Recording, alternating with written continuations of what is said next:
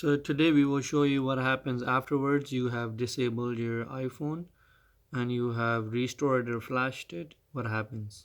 We have an iPhone here that has been disabled, and we have been restoring it using the iTunes. You can see here.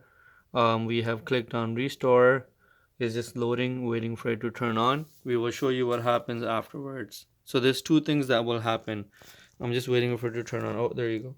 So there's two things that will happen. First thing is, if your phone is disabled and people try to restore it at home, most of the times what happens is it takes the old software out and then it puts in the new software in. But before it puts in the new software, it goes through the security to check if the security feature is on. For example, iCloud lock is on or Apple ID is on. If it's on, it would not take the new software. So what will happen, you will be left with the phone blank screen.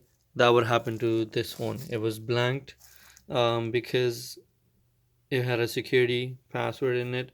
So it took the new software out, and then it took the old software out. When it puts the new software back in, there was a security lock on it, so it didn't go in. So the phone was totally blank. We charged it, we turned it on, nothing would have happened to it. But we got it flashed.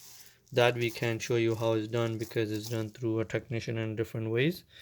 And now after flashing it, it turns on, but the iCloud ID will still be there. So you click the language, next, Canada, next.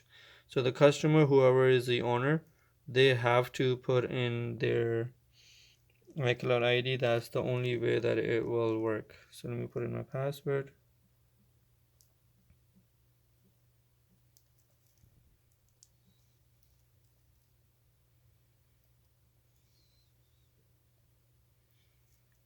And then after even you restore it or flash it, whatever you do, when your phone was disabled or if you forgot your iCloud ID and that's the reason you were doing it, it will still ask for the owner's email address and password. Okay, let me just enter it again properly.